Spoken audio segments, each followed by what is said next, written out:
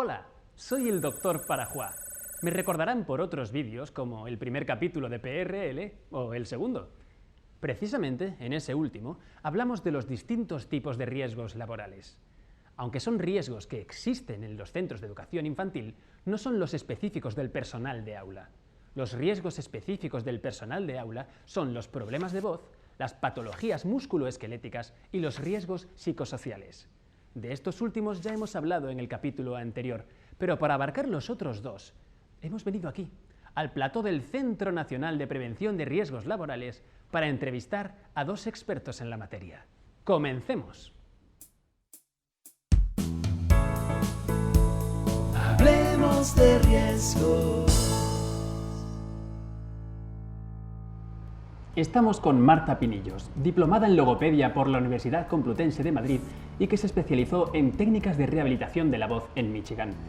Marta desarrolla desde 2004 su carrera como coach en comunicación verbal y ha venido a hablarnos de los problemas de voz, una dolencia que causa numerosas bajas en el sector de la educación.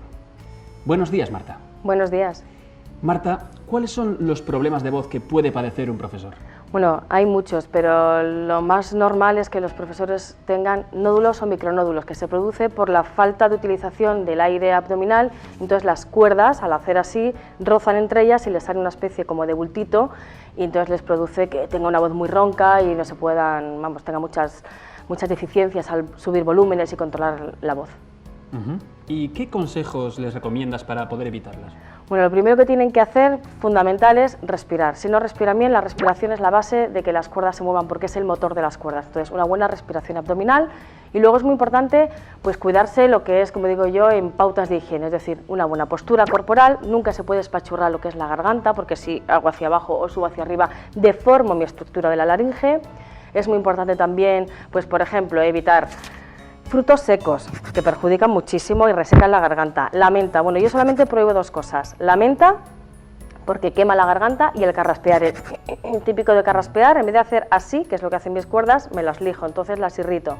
Entonces, esas dos cosas prohibido. Cuidado también, por ejemplo, de picantes, caramelos, dulces, porque todo eso emplastece mucho la garganta. Entonces, si le voy a dar un uso a la hora de hablar, pues me queda la garganta más pegajosa y no puedo casi utilizarlas. Beber muchos líquidos, 2 o 3 litros al día, intentar humedecer mucho las cuerdas. Yo recomiendo un consejo que es, cuando nos duchemos todos los días, respirar por boca el vaho de la ducha. Entonces eso hace que mis cuerdas estén hidratadas.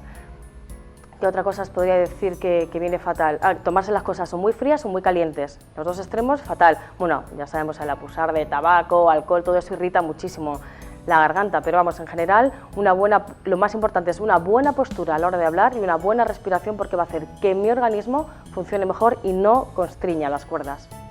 Muy interesante. Muchísimas gracias, Marta. Ha sido un placer tenerte con nosotros. Muchas gracias. Volveremos en unos momentos con Alejandro Ferrer, un fisioterapeuta que va a hablarnos de las patologías musculoesqueléticas.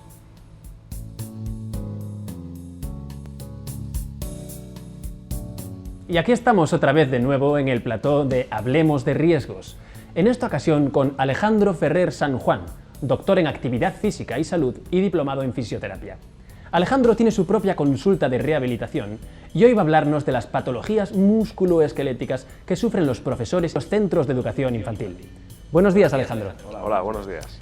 Alejandro, ¿cuáles son las patologías musculoesqueléticas más comunes entre los profesores y por qué? Normalmente sufren contracturas musculares debido a las posturas que realizan durante su trabajo, ya sea a la hora de atender a los niños o a la hora de cogerlos normalmente, y suelen situarse a lo largo de toda la columna vertebral, tanto en la zona lumbar como dorsal y cervical. Bueno, ahora Alejandro nos va a indicar cuáles son las posturas correctas para atender, levantar o coger a los niños. Bueno, vamos a imaginarnos que tenemos aquí a un niño, aproximadamente va a llegar a esta altura. Yo soy el profesor. Normalmente los maestros profesores suelen atender al niño de esta manera. Fijaros en mi columna cervical, en mi columna dorsal, incluso hay veces que llegamos a tener esta posición en la que estamos atendiendo al niño. Fijaros que mis rodillas están extendidas y esto hace que haya muchísima tensión en la zona de la espalda, de la columna vertebral.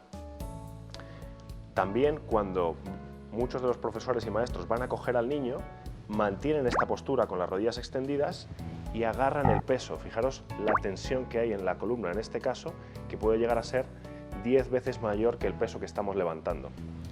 ¿Qué es lo que sería recomendable? Siempre el flexionar las rodillas, tanto cuando estemos atendiendo al niño, estemos hablando con él.